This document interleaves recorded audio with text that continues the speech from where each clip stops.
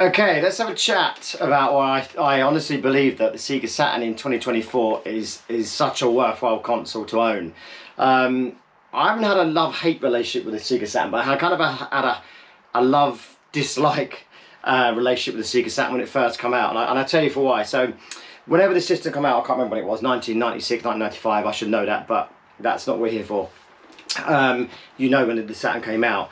So I was toying with, do I go for the Sega Saturn or do I go with the Sony PlayStation?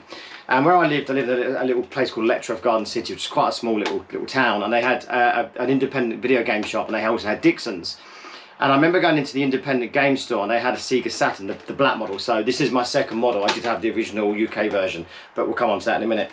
And I played it, and I played Virtual, no I didn't, I think it must have been Daytona USA, and I was blown away, because to me that was like being back in the arcades. Obviously there were subtle differences, but this is back in the 90s. I was younger then, and my eyes just lit up. Anyway, so I went with the Sega Saturn, and I was very happy with my purchase. I brought one of the steering wheels, which I'll go over later, with the extra add-ons and joy pads and steering wheels and other bits and bobs, and the Saru and all sorts of other things. But I got it home and I was very happy with it, very happy. Sega Rally, Daytona, Virtual Fighter. I think that's kind of the three games that I really just played all the time. And then the PlayStation was around. I think one of my friends had it, and I was like, oh no.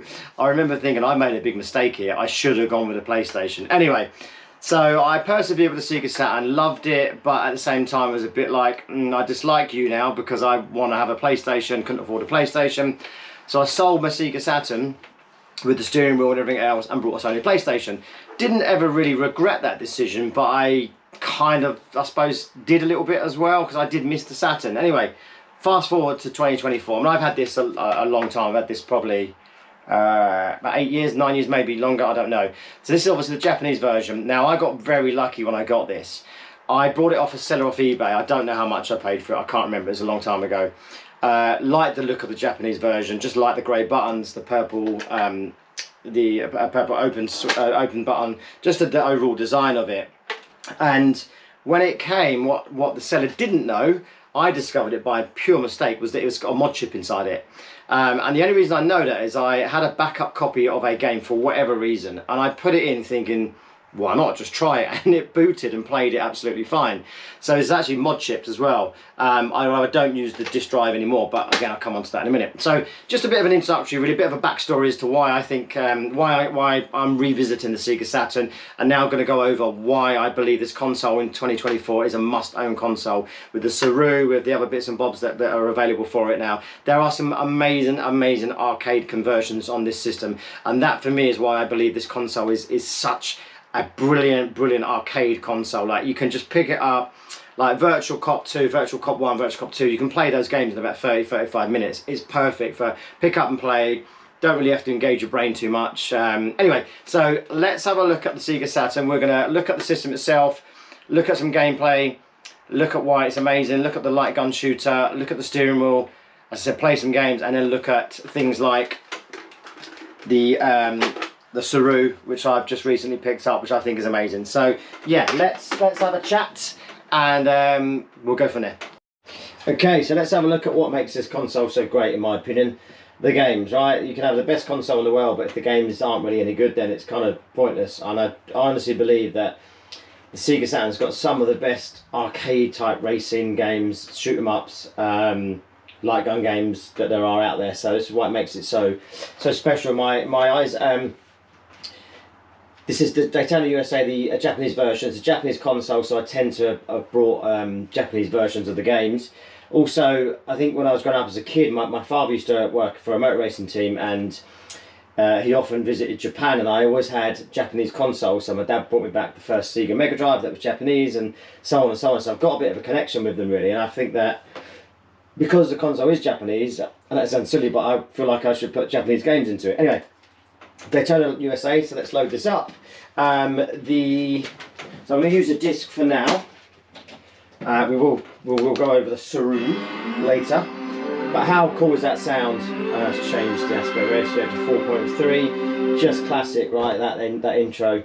You may get some flicker on the camera. That's not happening in real life. That's just because of the the camera detection picks up the flickering basically.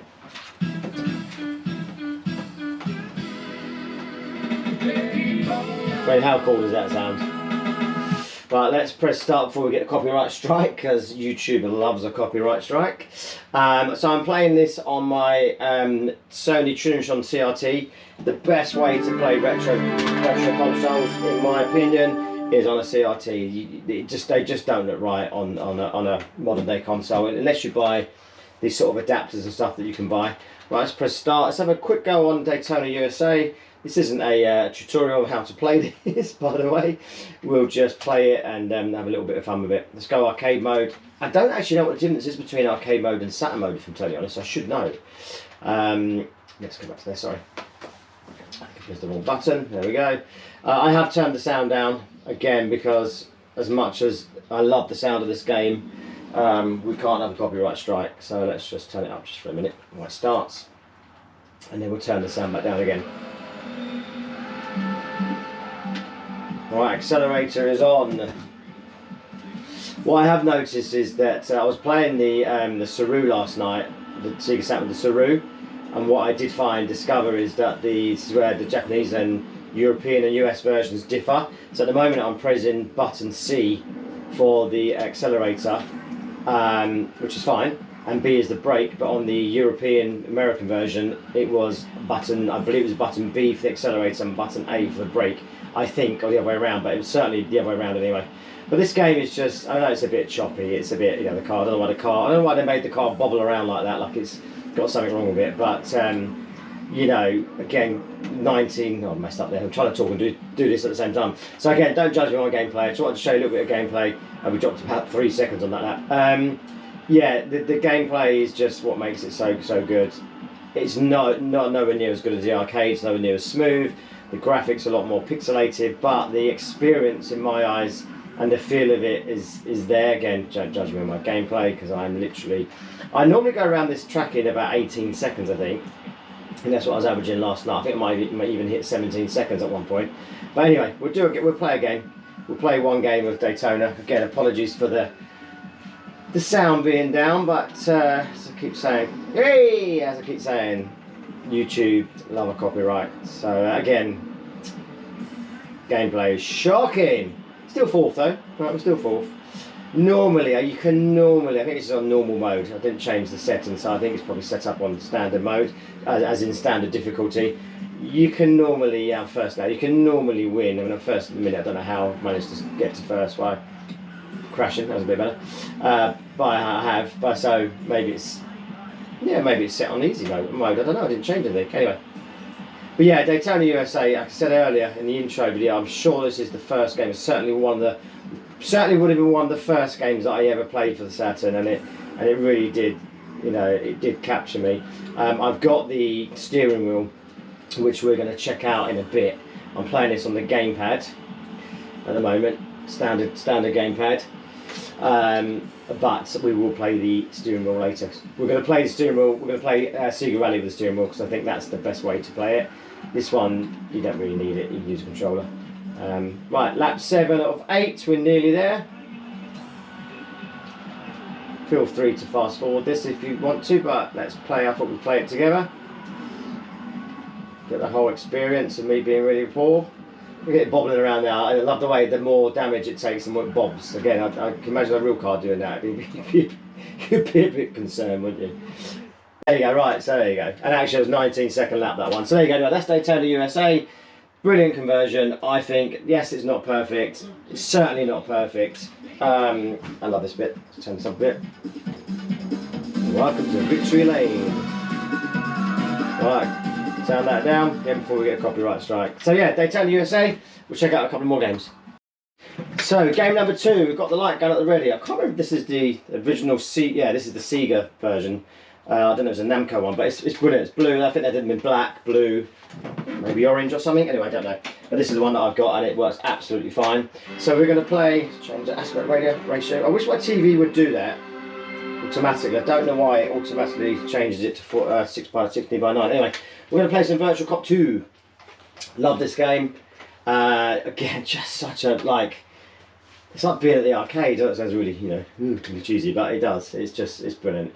I'll keep the volume quite low again because of, as I said before, because of copyright strikes and stuff. It's a shame though, because, you know, we'll go beginner, because you want to hear it, right? But I think the graphics are very good in this. I think the atmosphere, it's one of those games you've got to pick up and play, right? You've got to play it to appreciate it, because the atmosphere and the that it creates. I just think the opening scene's brilliant. I mean, the blocky graphics are epic, right? So, again, volume's down low because we need to avoid playing copyrighted music and all that. And it's very accurate, this gun. Like, I haven't calibrated it, I haven't done anything. I've just picked it up and played it. I've done no calibration whatsoever to it.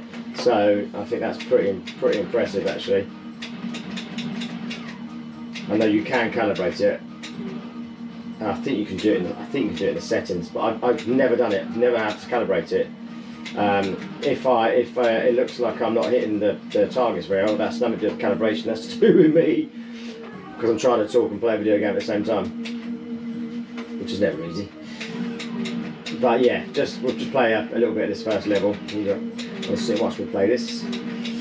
But just to show you the gameplay, really, just think it's a great game. A lot of the obstacles are you can shoot them. Got the backgrounds. I think the glass cabinets break if you hit those as well. So I can't hit it from there. Obviously, don't hit the civilians, because if you do, you lose a life. You can hit the chandeliers.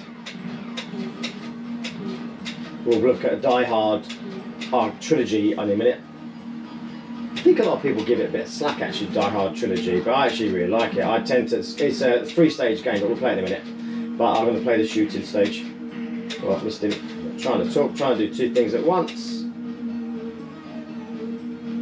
Just a great game, just like, again, just that arcade feel. I remember playing this back in the day. And I think the way it used to be is I think you used to have one blue gun and one red gun. I'm sure that's how it was when you used to play it in the arcades, which is hence probably why they got a blue gun. Okay, scene 1 done. So yeah, Virtual Cop 2. There's Virtual Cop 1, there's Virtual Cop 2. I won't play any more of that because obviously you're not going to sit here and watch me play it all, but gives you an idea. The graphics are great. This next scene's really good. I really like this car chase scene. But yeah, let's move on to another game. So game number 3, we are going to use the light gun in a minute. I've got the controller plugged in at the moment. We are going to use the Saru for this game, just purely because I've got it in the library. So we're going to go through. We'll talk about the Saru properly in a minute. There's 21 pages. You just click either top, right, left or right buttons to go through the menu, to go through the pages, and then press obviously up and down to select which game you want. So I'm looking for Die Hard Arcade. Sorry, Die Hard Trilogy, sorry. Let's load the game. You see how quickly this game loads as well. The Saru's brilliant. Again, I'll go through it properly in a bit. There's 3 games. You've got 3 games with the Die Hard Trilogy. You've got Die Hard, I think it's Die Hard 2 and Die Harder or something. I don't know, it'll come up in a minute. I can't remember. Let's turn the volume down again, just so there's no issues there. But yeah, so for Die Hard, the second version, Die Hard 2, whatever it's called, which we'll find out in a minute, I'm going to use the light gun for. So yeah, so stage 1, Die Hard is first person, so not first person, like yeah, first person shooter essentially. You're wandering around trying to shoot the bad guys in like the garage and stuff. Die Harder, there you go, and then Die Harder with a Vengeance, come on, what it's called. Right, so we're going to go Die Harder. Okay, we're gonna select this game, and then we are going to. I don't know whether, I can't remember whether you've got to put the light gun in 2 or whether it can. Yeah, there we go. Right, there we go. So you can use the gun. There you go. New game. So you put the light gun in port 2. This is brilliant. Again, I don't know if we should be right actually. I don't think there's anything in this that's going to be an issue. I just love this game. Let's turn it down so I can talk as well at the same time. So usual thing, you know, you've got your gun, you've got to shoot the bad guys, reload, you get your bullets down here, bullets down here. It's a very choppy game. Pardon me, let's turn it down a little bit. It's very slow paced, but I really like this game. It's cheesy as they come. I just shot someone there. Shot 2, don't do that. Again, don't judge me on my gameplay. This is not a gameplay thing. This is just looking at some epic games on the Sega Saturn. And I got a Beretta now. Oh, that's nice. You got a rocket now, rocket launcher. I just think it's just so much fun. Like, it's so cheesy. Christmas is around the corner. Is Die Hard, question, is Die Hard a Christmas movie? I think so, because several reasons. One, because it's based around Christmas time. And two, sorry, I'm trying to concentrate. And two, it's always, well, not always, but it's quite often played on TV and stuff at Christmas, at and around Christmas time. So is Die Hard 2 a Christmas movie? I would say so. You shot the copper then. I'm not doing a good job here, by the way, but I'm almost not trying to. Well, I am, but I'm just trying to concentrate as well. So yeah, so basically shoot the bad guys. It's quite, the levels I found, they're quite lengthy. I just like the atmosphere it creates. I like the music, I like the atmosphere. Again, it gets a lot of grief, this game, but I really like it. I think it's a great game to play. I've played this before with other people and we have a lot of fun with it. We sort of challenge each other to see how far. There's a rocket down there. So yeah, so you can shoot around as well. You can shoot the glass panels and stuff. There you go, health. So it pays to explore a bit with where you shoot. Like you can shoot the TV screens and stuff like that, I believe. Yeah, shot her. Shoot Mr. Snowman. Someone did say, actually, I was watching a video about this last night, about Die Hard Arcade, Die Hard Trilogy, sorry. And someone did say that they feel that they feel that the aiming's off. I would probably agree a little bit. Playing Virtual Cop 2 a minute ago, the aiming was really on point. I find the crosshair is a little bit laggy. It's quite a slow paced game, so it is quite laggy. But actually, I like this game. It's good. It's a lot of fun. So Die Hard Trilogy.